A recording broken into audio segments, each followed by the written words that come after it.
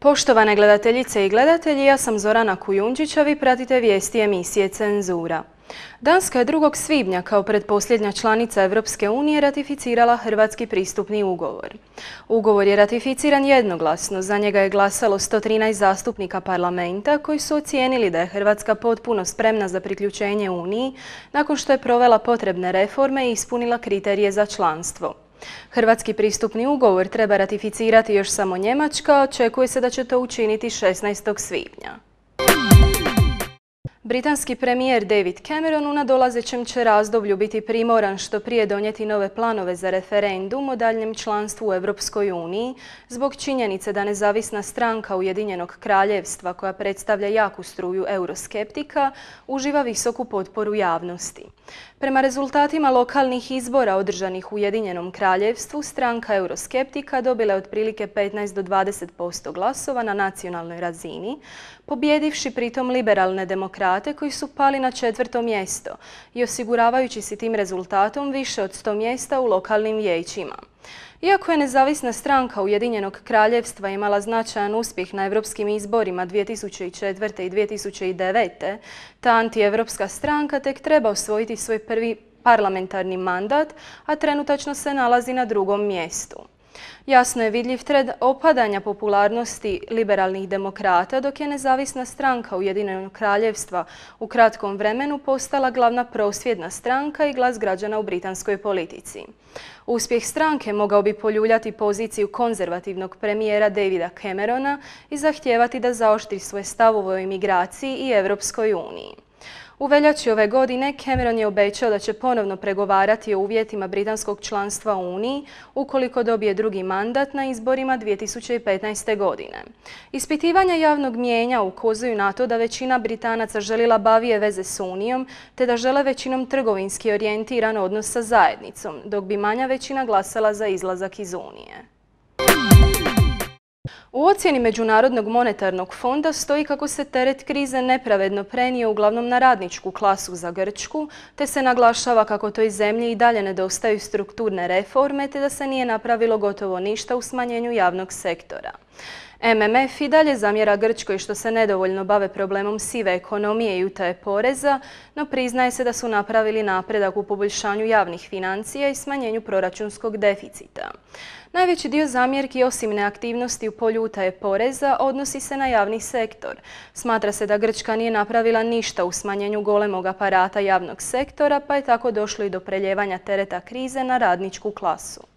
Nezaposlenost je u Grčkoj na 27%, a visina javnog duga iznosi 150% BDP-a. Prema procjenama Europske komisije, grčki BDP ove godine će pasti za 4,2%. Vijesti su pripremljene uz potporu Europske unije u sklopu projekta Informiraj se i odluči, financiranog kroz program IPA Info 2010. Sadržaj vijesti i odgovornosti Udruge za promicanje ljudskih prava i medijskih sloboda Cenzura Plus te ne odražava nužno gledišta Europske unije.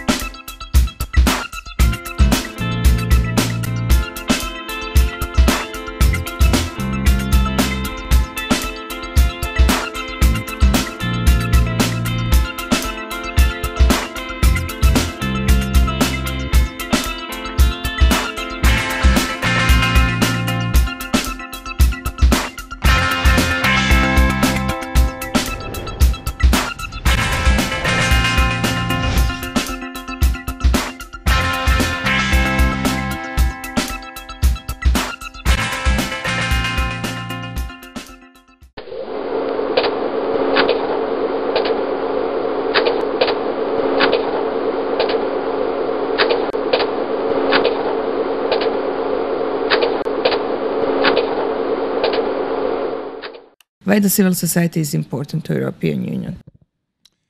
Civil society is the connection between the citizens and their governments. Their governments are elected, and then until the next election there are no other possibilities for the citizen to influence policies and legislation. Civil society is this bridge. Now, every country of the Western Balkans, and Turkey included, face a lot of challenges in what we call the principles of the European Union, which are based in Article 49, which states that freedom, human rights, minorities, rule of law, anti-discrimination, these are principles that we all share in European Union. We can have different currency, different languages, different economies, who is better, who is less empowered, but all we respect all these principles. In this area, Croatia, as well as the other countries, have enormous challenges. This is why the role of civil society is extremely important. And it's extremely important not only before accession, but also after accession, because the problems do not finish just because you will be called part of the European Union. On the other side, civil society is also providing a lot of services that the government normally do not provide. If you imagine that a lot of people in the European Union are engaged with civil society, with social initiative, with voluntarism, etc., you have to consider that civil society is not just a minor thing that government should have in order to become better and more democratic. But civil society is part of a society, no? As you mentioned to me that you have been for 15 years. So civil society are longer than any government. So we have to take care of this. And when we see that governments are not enough open to civil society, to dialogue with them, to finance them, we have to intervene. So our role is to facilitate the dialogue and the partnership between government and civil societies.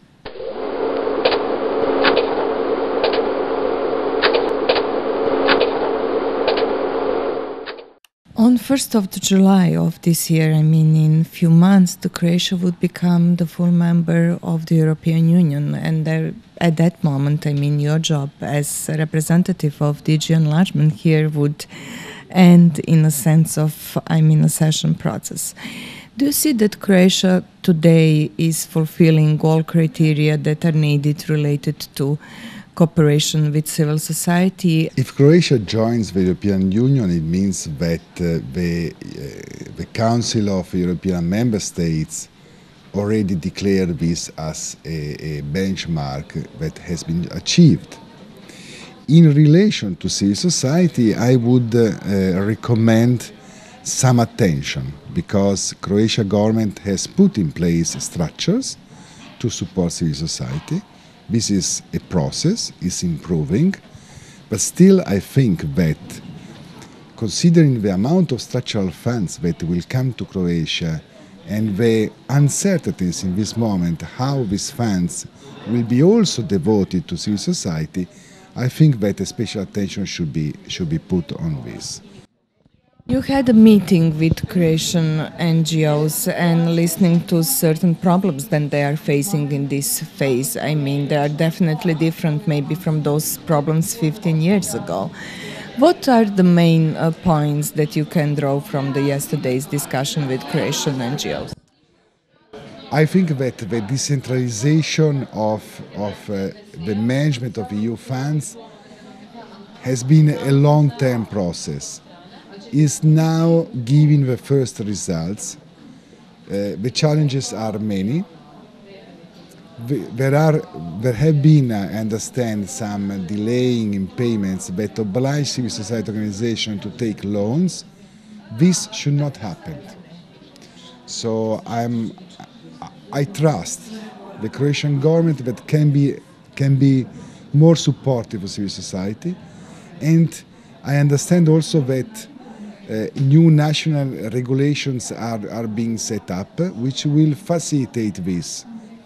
Well, hopefully, this regulation will be easier than our internal regulations, because we have an internal regulations that oblige us to be very careful about each euro we spend. But there is now a shift towards more attention towards the impact and the changes we are provoking.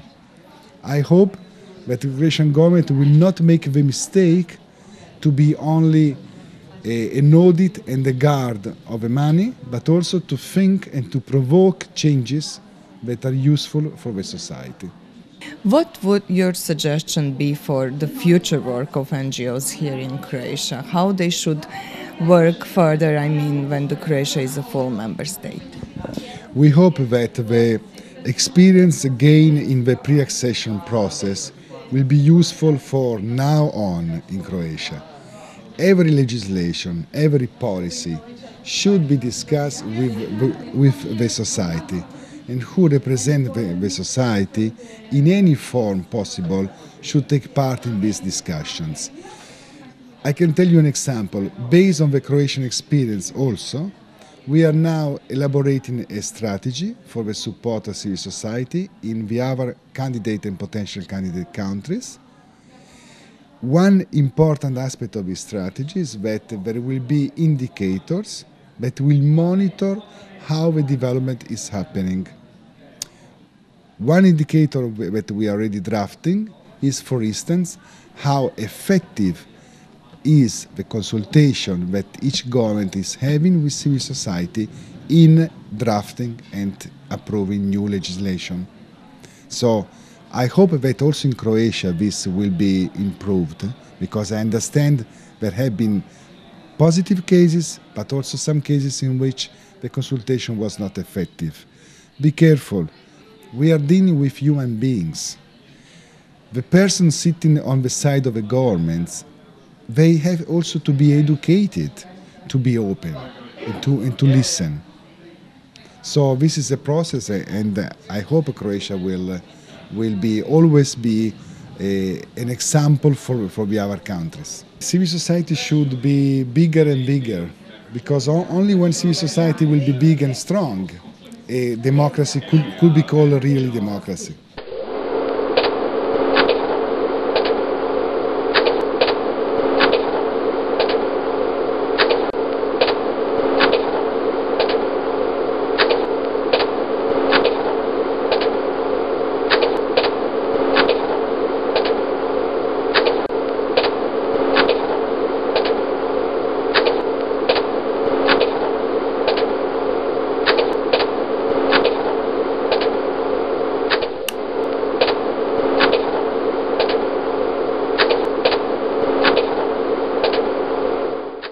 First of all, we've implemented a project in the region and for the region with the resources of the region. That was very, very important.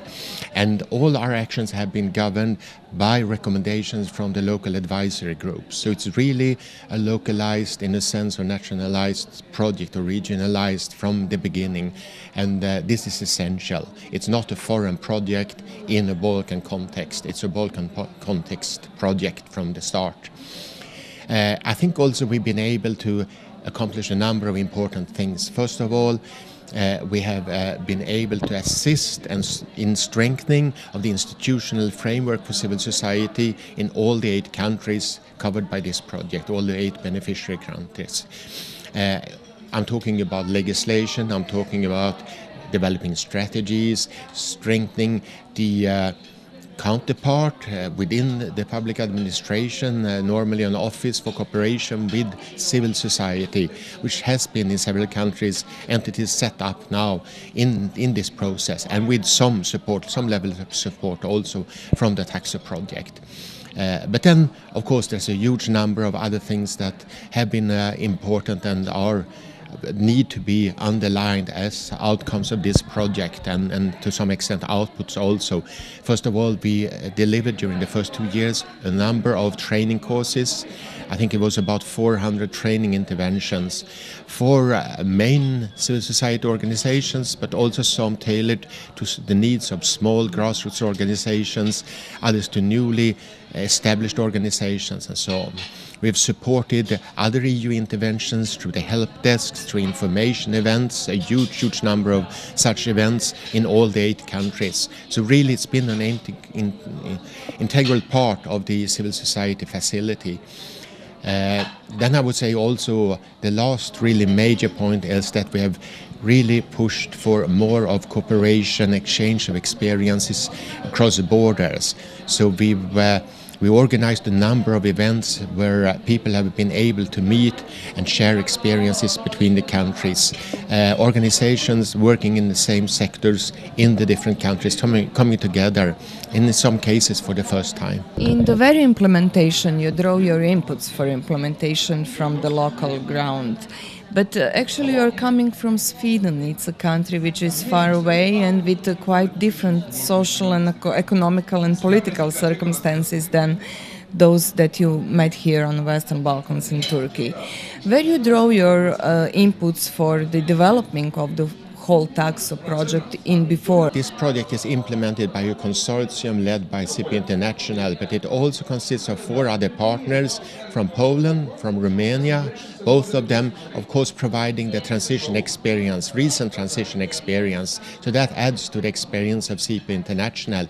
And then in addition, we have 2 members of the consortium coming from the region, one from Bosnia and one from Turkey. So I think it's not a Swedish project, it's a project that is really designed by 5 different organizations providing their expertise and experiences. I think the main role of CIP has been really to manage and guide the whole process, bringing together, as I've said over and over again during our events, hundreds of organizations from the region participating in different actions. So that I think that is to a certain extent an answer at least. And what were the main difficulties in these 4 years of implementation of TACSO?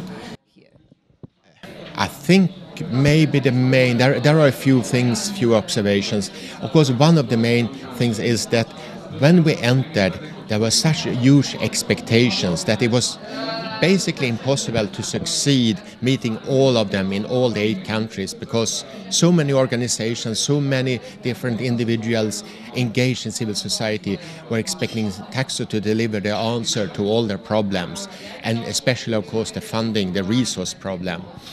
So that, I think, was the main one, to really scale down expectations to a level which is reasonable, because after all we're talking about 32 people on long term and a few hundred experts working on the project, but it is in 8 different countries, and countries sizing from Montenegro and Kosovo to Turkey, with a much huger population and really thousands and thousands of organizations, even in each of the major cities. So I would say that was the main one. Otherwise, in terms of visibility, it took some time really to establish a project, to make it visible. And of course, that was also the other side of that coin, is that while we were making it, I think the second year, reaching the objectives or reaching the expected level of visibility, of course we were also taking some space within civil society. So we also created some tensions sometimes with organizations that felt that we were moving into their sphere of operation. So it took a while for everyone to understand that we are here to facilitate, not to take over anything. You have a really important experience. I mean, it's been 4 years. It's a long period of work on that issue, and technical assistance would continue in the rest of the countries of the Western Balkans, Turkey, and now Iceland also. What are the main lessons learned? What would be your recommendation for a future period of technical assistance to enlargement area? I think following on to what I just said about the challenges in the beginning, it would be maybe to focus a little bit more. Of course, to face the sustainability issue also, to really put a lot of effort into the issue of how could organizations be funded in the future. There are so many things that we've already started in terms of adding knowledge and information and communicating with people and organizations involved in distribution of funds from public budgets. It's a huge area where already today there are quite substantial funds available to organizations, and sometimes maybe it's a matter of awareness, but also of course to be more innovative in terms of assisting organizations in developing income generating skills, working with social entrepreneurship and so on. So that is also very, very important to broaden that. Besides that, I think really the focus is the main thing now, to set the agenda for the next phase, which as far as I understand will cover another 4 years, and to be quite clear on where we are going with this project. 2009. smo pričali prvi put o TACSO kada je TACSO dolazio u Hrvatsku kao tehnička pomoć organizacijama civilnog društva tu. Pa evo nas danas na kraju u stvari vašeg puta, 5. godina djelovanja, odnosno 4 pune. Možete nam samo kratko za naše gledatelje reći što je bila namjera TACSA i onda referirati kakve ste rezultate u stvari postigli? Osnovni cilj TACSO projekta Tehničke pomoći organizacijama civilnog društva je bio ojačati kapacitete organizacije civilnog društva u zemljama Zapadnog Balkana i u Turskoj. Na samom početku smo shvatili da je važno što više se prilagoditi lokalnom kontekstu, uzeti u obzir lokalne resurse u najvećoj mogućoj mjeri. To je konkretno značilo ući odmah u partnerstva sa organizacijama koje su djelovale u Hrvatskoj već godinama, iskoristiti ono što one već znaju, raditi na tome da se neki procesi koji već jesu u tijeku, da ih se samo malo ubrza. I ja se nadam da smo mi u toku ove 4 godine naprosto uspjeli, zahvaljujući toj nekoj fleksibilnosti koju smo kao projekt imali, pomoći nekim organizacijama naprosto da brže ostvare vlastite ciljeve. I ako smo u tome uspjeli, onda sam ja zapravo prilično zadovoljna. A drugo je bilo regionalno povezivanje organizacija iz Hrvatske sa organizacijama u drugim zemljama korisnicama predpristupne pomoći, čemu je sada svrha, što je cilj i ove naše konferencije, te da vidimo mogu li iskustva hrvatskih organizacija na neki način pomoći drugim organizacijama, u drugim zemljama, ne na način da se jednostavno prenesu, nego naprosto da u drugim zemljama vide što mogu naučiti iz naših uspjeha i iz naših pogrešaka. Pa mogu li nešto druge zemlje Zapadnog Balkana naučiti iz naših pogrešaka i iz naših nekih dobrih stvari? Što bi istaknuli recimo kao neke osnovne stvari koje danas služe kao modeli u dobri ili loši modeli u zemljama okruženja?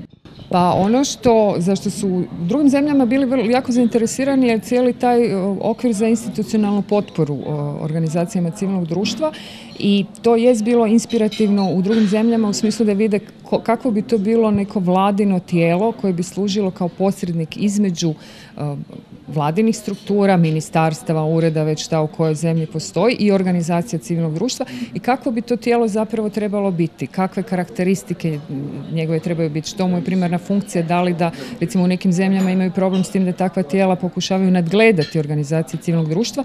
Tu je naš ured za udruge služio kao pozitivan primjer u smislu da educira tijela državne uprave o tome što je značenje civilnog društva, dakle da služi kao neka vrsta zagovaratelja civilnog društva unutar državne uprave, što čini se izuzetno važno u svim ovim drugim zemljama. Isto tako zanimljiv je model nacionalne zaklade, znači kao jedne javne zaklade koja pruža podršku različitim organizacijama civilnog društva, od malih do onih velikih. To su neke stvari koje su ljudi iz drugih zemalja dolazili zapravo u Hrvatsku vidjeti kao inspirativne modele. Što će oni napraviti u svojim zemljama, to još ne znamo. A isto tako je bilo jako značajno povezivanje ovih nekih jačih zagovaračkih organizacija koje su danas u Hrvatskoj okupljene mahom u platformu 112. Njihovo iskustvo, znači direktno organizacije civilnog društva prema drugim organizacijama civilnog društva, da ih informiraju, izbjegla bih riječ poduče, ali da ih informiraju o svojim načinima zagovaranja, ulaska u parlament, direktnog lobiranja kod vlada. Dakle, direktno na vlastitim iskustvima neke praktične stvari, kako i kada nekoga nazvati, kako lobirati na razini vlade, kako iskoristiti svoje veze u Briselu da bi se utjecalo na svoju vladu. To su te neke stvari koje su onda bile kretale se kroz direktnu razmjenu iskustava među organizacijama. TACSO je upratio u stvari drugu polovicu hrvatskih pregovora za pristupanje Europskoj uniji, odnosno evo samo neko finale prije nego što ćemo postati punopravna zemlja članica. Imate dobar uvid kakav je status civilnog društva? Koje su to poteškoće koje vidite danas evo pri odlasku tehničke pomoći iz Hrvatske? Što vidite da su ostali problemi koji su neriješeni ili možda neki novi koji su se izrodili tijekom ovog vremena od kada ste tu? Pa mislim, ono što će biti ključan, jedan od problema jest da mnoge organizacije strahuju da će nestati izvori financiranja za organizacije koje provode neku vrstu monitoringa, koji se intenzivnije bave ljudskim pravima, zato što bi sada zapravo kompletno financiranje nadgledale nacionalne vlasti. Sad, da li će to biti tako ili ne, to ostaje, da koliko je taj strah opravdan, to tek zapravo treba vidjeti. Druga stvar je da nisu sve organizacije imale priliku u ovom predpristupnom razdoblju uvježbati se, da tako kažem, u pripremi projektnih prijedloga, administriranju projekata na način koji će biti potreban kad jednom na raspolaganju budu strukturni fondovi.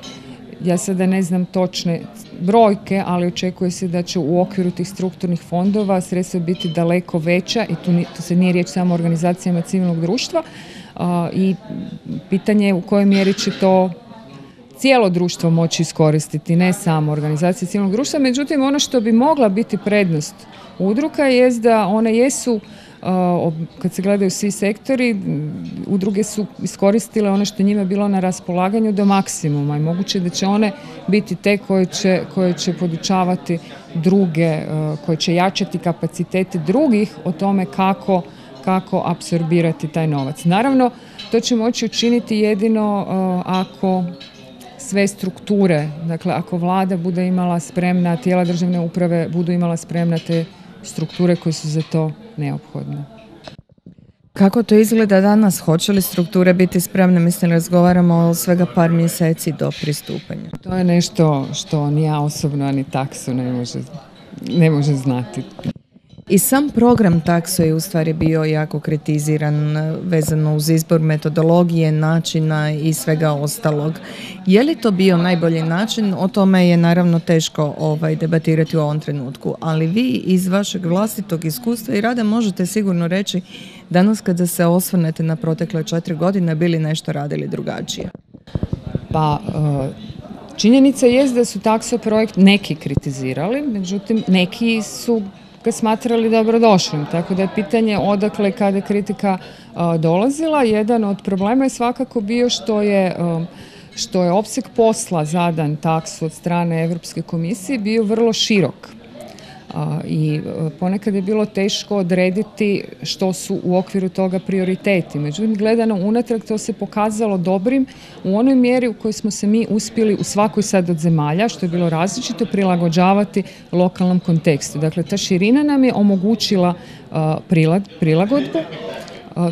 Teško je sad kazati što bi bilo drugačije. Možda bi bilo dobro da je TACSO imao mandat više fokusiran, da se trebalo fokusirati samo na jednu stvar. Primjerice, mi smo krenuli sa održavanjem treninga i u Hrvatskoj, recimo, postojala je potreba, bez obzira na razne organizacije koje se bave treninzima, nedostajala je sistematičnost u tome. Naprosto da organizacije znaju da u pravilnim vremenskim razmacima treninzi na određenu temu stoje im besplatno na raspolaganju. Mi smo to jedno vrijeme uspjeli raditi, međutim onda je došlo do zaokreta naprosto iz opće uprave za proširenje. Zahtijevali su da se malo više posvetimo nekom radu na razini javnih politika, pa smo se uključili u izradu nekih istraživanja. Dakle, pitanje je sad, ja bih rekla da bi možda neka veća fokusiranost na određen tip aktivnosti pridonijela i brojnosti rezultata, A opet kad to kažem, odmah bih to rado povukla jer, kažem, bez te širine i fleksibilnosti ne bismo napravili mnoge druge stvari. Ali mislim da je ključno bilo i za ovaj TACSO do sada i za bilo koji TACSO u budućnosti jest povezivanje sa lokalnim resursima. Meni se čini da je ovaj TACSO koji znači vodila švedska kompanija, Švedski institut za javnu upravu, moja impresija je da je prilično dobro se povezao sa lokalnim resursima jer zapravo gotovo preko 80% i trenera i stručnjaka i stručnjakinja su dolazili bilo iz zemalja u kojima se određena aktivnost odvijala, bilo iz same regije pa su radili u nekim drugim zemljama. Evo, ispomenuli ste neke buduće TACSO programe, dakle tehnička pomoć organizacijama civilnog društva će se nastaviti za druge zemlje Zapadnog Balkana i za Tursku, dakle zemlje koje su još u procesima što pregovora, što stjecanja statusa kandidatkinja. Kako vidite da će se ti programi mijenjati, odnosno kako bi oni mogli izgledati u buduće? Imate li već neke naznake za ovo sljedeće financijsko razdoblje? Ono što za sada znamo sve što postoji, natječaj je objavljen za sve zemlje osim Hrvatske, plus Island je sada ušao u taj paket predpristupne pomoći, to je tehničke pomoći organizacijama civilnog društva. Kako bi to trebalo izgledati, bojim se da za sad nije jasno. Mislim da bi moglo biti slično kao i do sada.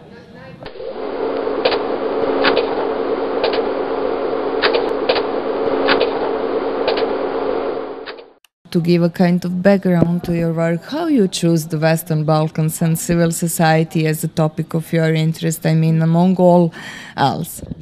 I love the Western Balkans. I came here for the first time 6 years ago, and I traveled to Ljubljana, to Zagreb, to Belgrade, and I really like the people. And I think it's a very interesting region because it's very much in flux. So it's not like, you know, Western democracies are a bit dry, a bit, you know, stable, very very boring to an extent. And I think there's a lot of dynamic going on here. And I think it's very interesting to see, on the one side, the EU trying to influence this process, but also how important it is really to see the domestic engagement. That is really what shapes the way the countries are moving, the direction in which they're moving.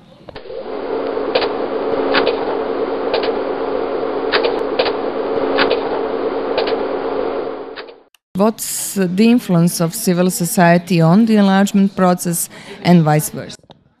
Well, basically, first of all, I think that in the Western Balkan context, there is much higher potential for civil society to have an impact because both in terms of the way the accession process is structured, so it's longer, there's more of a focus on implementation, on local solutions, it's less top-down imposing EU requirements. So there's more space for civil society to become active, and there's also a stronger focus by the EU Commission on providing funding, on providing an institutional environment that's going to help civil society to play a role in the accession process. And what I've seen so far in my research from several countries is that civil society has been able to use these formal channels at least to become part of the policymaking process. Where there's still difficulties is in this kind of difference between access and influence. So there's a lot of access, a lot of formal participation, consultation processes, but the extent to which policymakers are really ready in the region to accept external input is still limited. It must be quite frustrating for civil society because I do think that there is a strong capacity in the sector and that there is a very valuable input that they're seeking to provide, that there's expertise, and I think it's a process to a certain extent. So it's linked to the political culture that is evolving. And I do think that there's, over the course of the accession process, the potential for governments to become more open for civil society input once they realize that there's actually use in what they have to say. And I think civil society organizations can do themselves a lot of help if they really formally refer to the accession process and if they try to use the existence of this process, the present, by allying with EU actors and by bolstering their own claims by kind of reinforcing them with concrete accession criteria.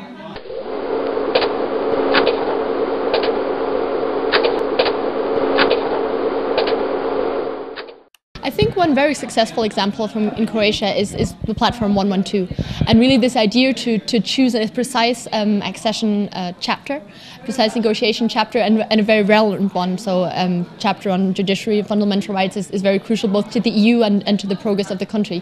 And I think really by linking and by combining all of the expertise that you have within the country in different NGOs, you really make a very strong point, because you have the strong link to accession, you have a very strong coalition of civil society that are in favor of a number of claims that they've elaborated together. And I think there has been a certain impact of these claims and these demands on the government in Croatia.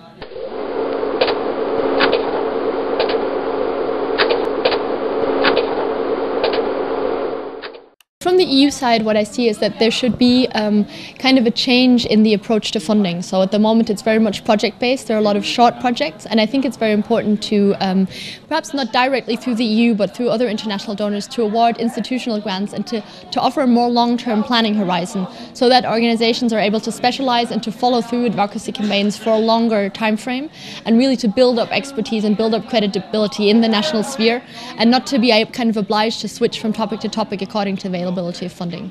I think one thing that is important is in the attitude of civil society towards the state, because when I say that there is a problem in the cooperation between the two, it comes from both sides. So policymakers are reluctant to accept civil society advice, but that's also because civil society often considers that policymakers are corrupt, incompetent, and that they don't even merit kind of external input, and they're not going to be interested.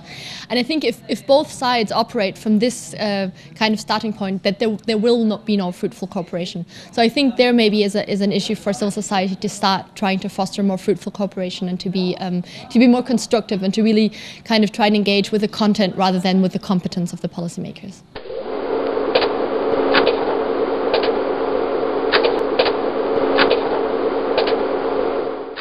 I'm Meriç Özgüneş. I come from Turkey, but I've been living in Greece and working voluntarily with human rights organizations, 2 human rights organizations, for the past 9 years.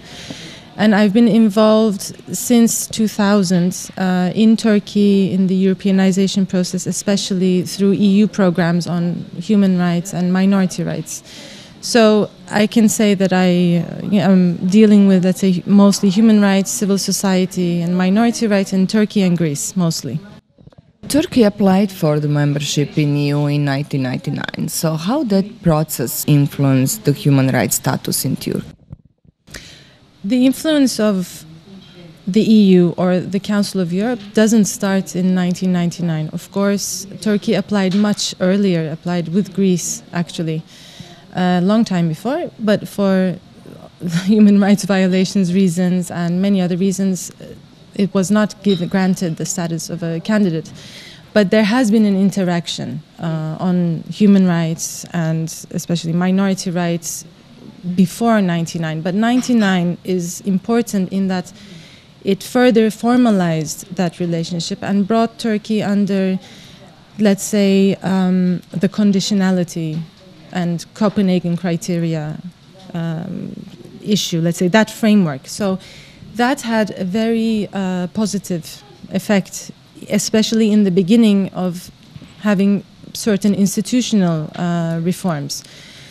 Of course, it's not, the grass is not super green. We have major problems, and there have been stumbling blocks, let's say, in the negotiation process. And so there's still much to do. And the conditionalities themselves are not, of course, enough or clear enough, especially on human rights and minority rights, to achieve change, let's say. Today, Turkey also facing some human rights violations. What are the most difficult issues currently? Can you just mention a few of them to make a clearer picture to our viewers?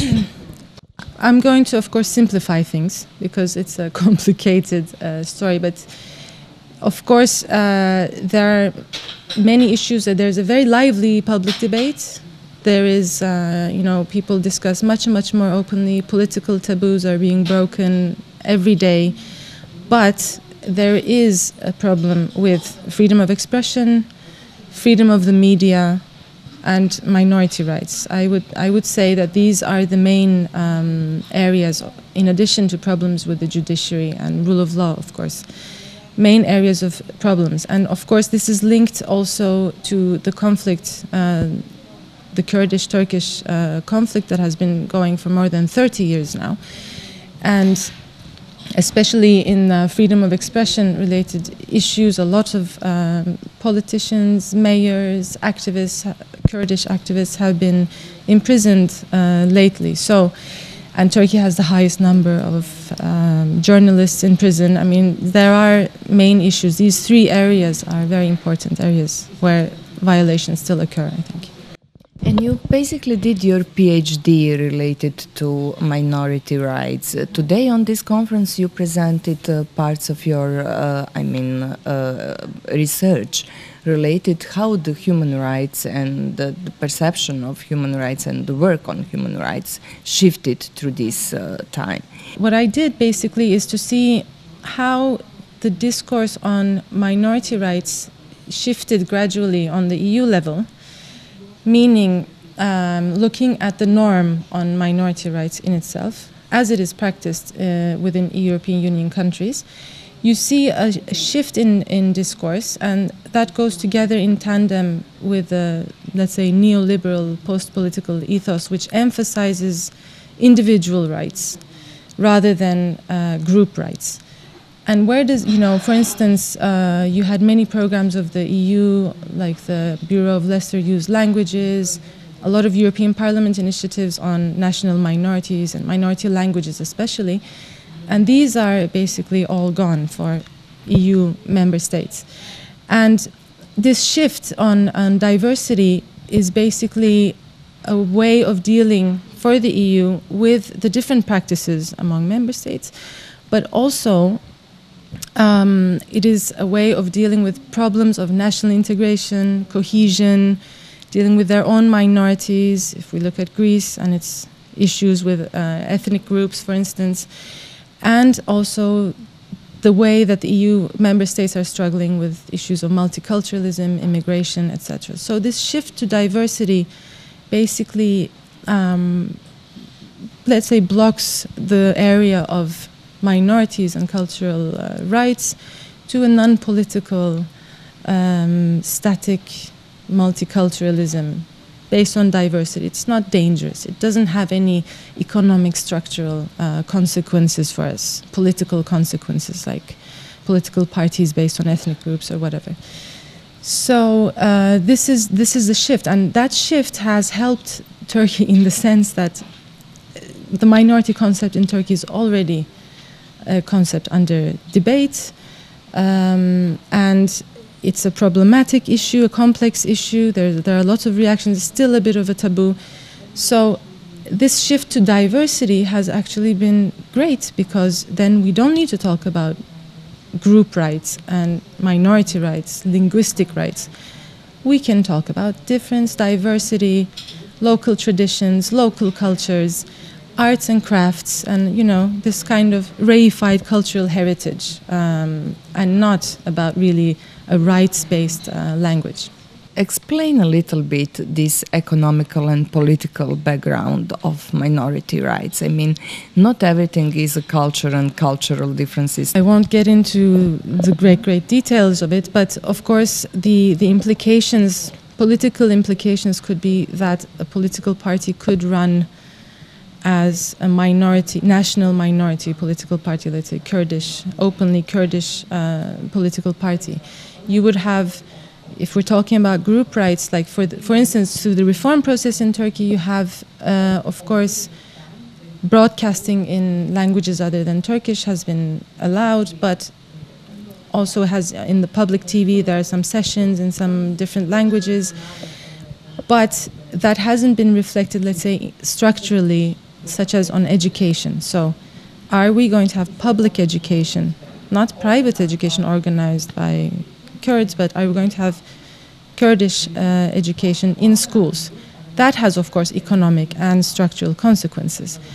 Are we going to, educate teachers? Are we going to have a pedagogical school for, Kurdish language and curricula and all of that? So there is definitely a lot of structural and economic consequences when we're talking about group rights. But if we say, oh, that's your private business, organize it yourself.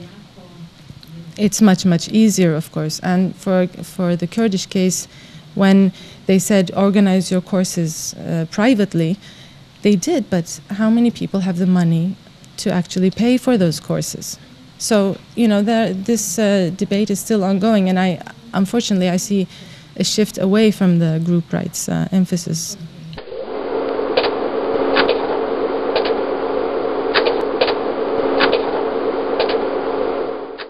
Of course, the EU is one of the biggest donors in Turkey, and I think one of the influences that we can talk about is on the discursive level, and it's also on the agendas of NGOs, but it's also this emphasis on, you know, professionalism, and this emphasis on the technical know-how of NGOs, which are important to the reform process, that has changed the way that NGOs perceive themselves also, especially NGOs heavily involved with EU funding.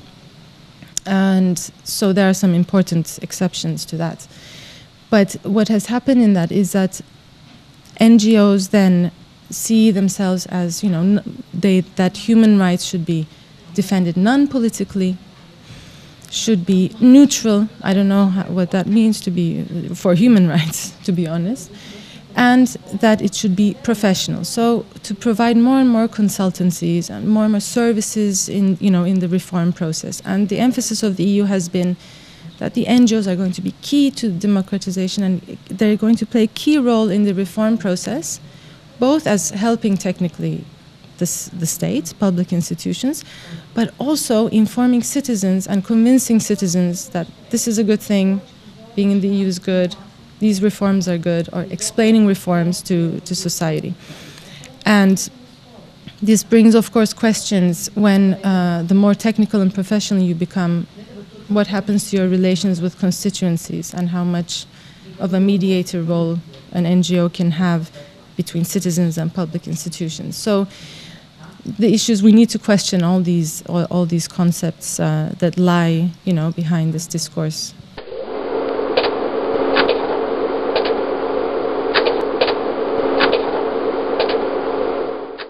Of course, I didn't do any statistical research on this. I mean, mine is very much based on qualitative research with a sample of human rights organizations who are funded by the EU.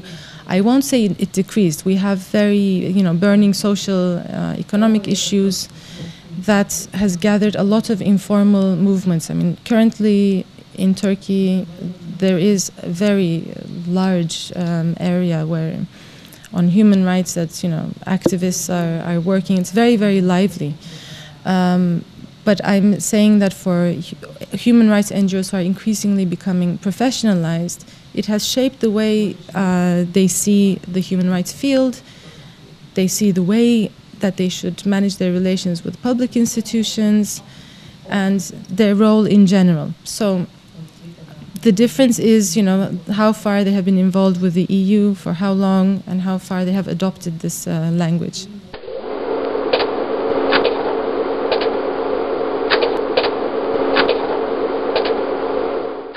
I'm one of those persons who I question a lot this public NGO partnership business, because first of all, it depends what are the conditions of this dialogue that is taking place. Am I just participating, giving my views on a certain process? Am I going to be a subcontractor for that public institution and therefore reduce greatly my possibilities of critique in the future of that same public institution?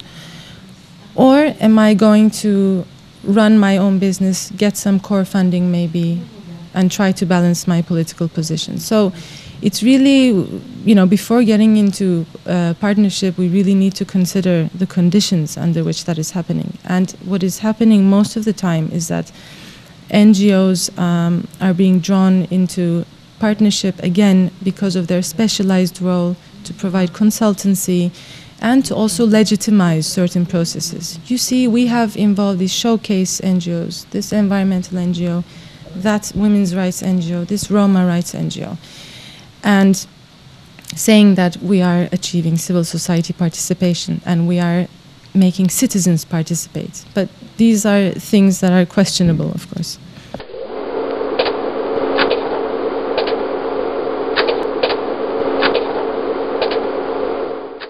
I have to say, like in Turkey, where I have looked at mostly, there's very, very limited state funding to NGOs.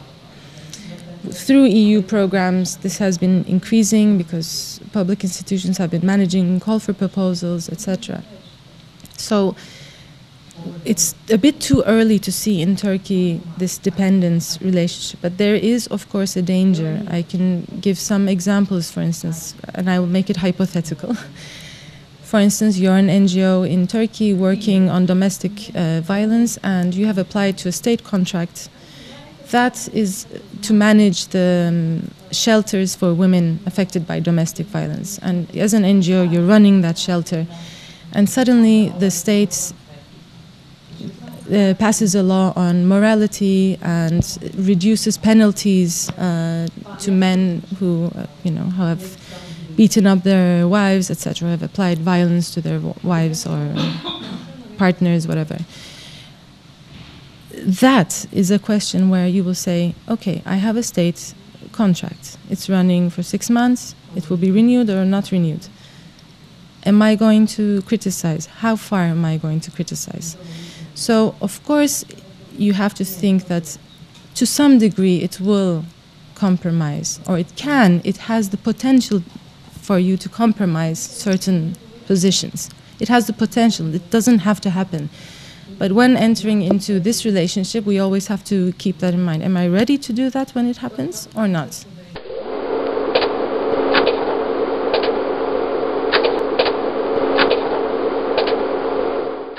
It depends, of course, on the situation, but it could be jeopardized if you're collaborating with an institution that is flagrantly violating, let's say, your rights, Ministry of Interior, Police Department, who is, beating up protesters or something, and you are doing a project together. Of course, it does have a legitimacy issue there. I agree with that.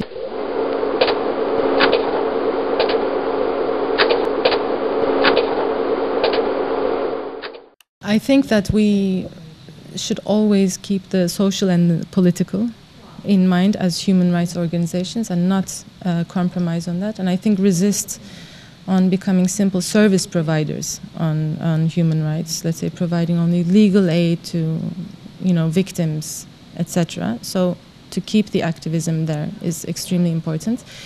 And the other important thing is not to succumb to this compartmentalization of issues, to go, these subgroups of human rights and minority rights, and I'm working on my little specialized issue, I'm writing reports on it. To really work within the framework of indivisibility of rights, because coming from Greece, in the context of crisis, I can assure you that what is happening at the moment is that, economic, social rights are going back 10 steps, and with that there's a domino effect on civil and political rights. So we see, especially in times of crisis, that how important indivisibility of rights are. So we need to keep that ethos together while working. And when working with donors, NGOs need money one way or another sometimes.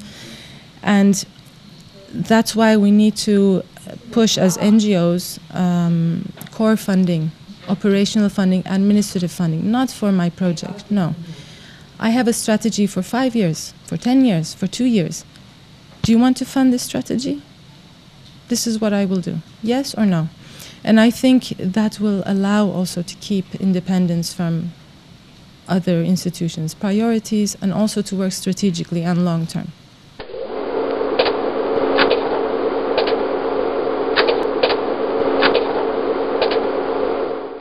Things don't stop at EU's gate. I mean, being a member of the EU doesn't mean that the struggle for rights ends.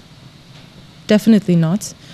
As I mentioned, because also the norms and practices in the EU member states on fundamental rights is quite different. And there is, in EU member states, like in Greece, strong violations of human rights ongoing, even though they've been a member for decades now. So yes, after EU membership doesn't mean we're going to have the rosy picture, and we need to keep that in mind during the process of accession, but also afterwards, that, you know, unfortunately, the struggle will have to continue.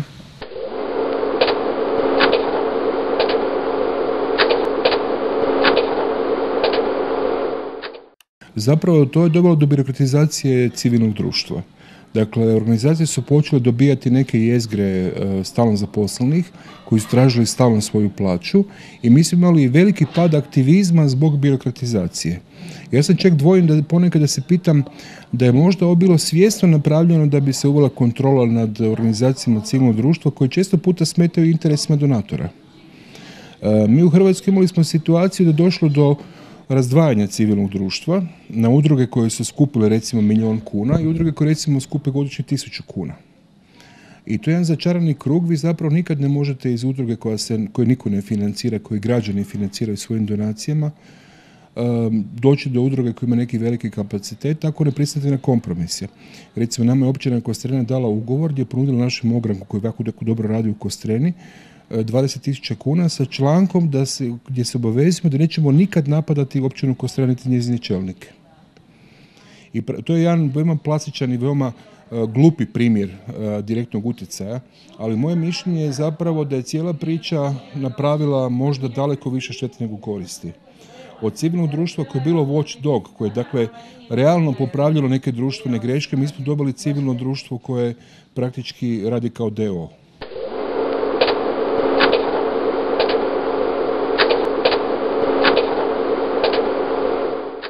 Ja sam i dio lokalne vlasti, ja sam izašao kao nezavisni vijećnik prije aktivizma civilnom društvu i znam da autorities ili izvršna vlast na svim nivoima shvaća dijalog sa civilnim društvom kao pacifikaciju. I osobno sam bio nekoliko radnih tijela Vlade Republike Hrvatske, recimo za LNG terminal, i znam veoma dobro koje su suptilne metode pacifikacije i nuđenja zapravo. Prije 2-3 dana kad je bio brod Greenpeace-a u Rijeci su nam ponudili državni dužnosnici da nas kupe s nekakvim nadzornim odborima po nekakvim ustanovama i slično. Dakle, to je nešto veoma jednostavno. Ovaj proces koji ste vi zvali mi zovemo u slengu projektitis.